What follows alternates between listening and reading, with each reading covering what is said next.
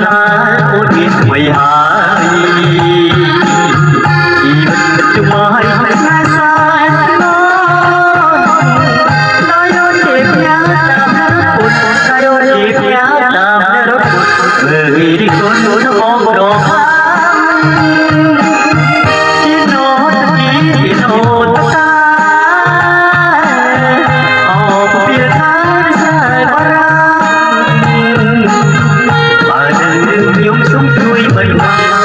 đừng nhôm sống tôi vẫn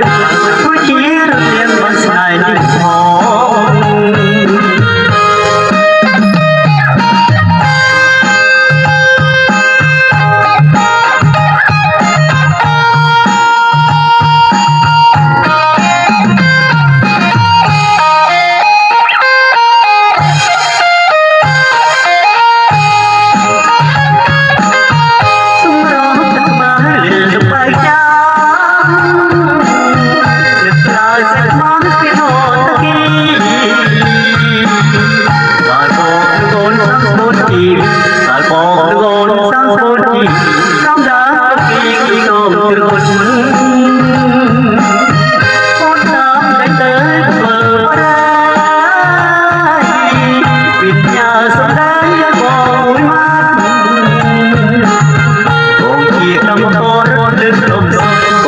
không có đất không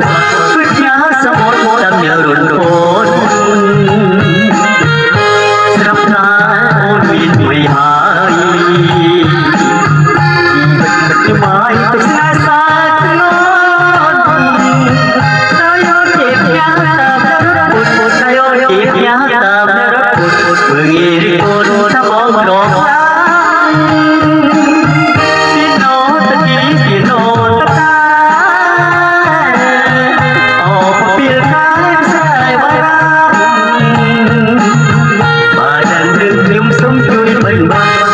đừng nhôm sống chui mình tôi chỉ đen bằng xài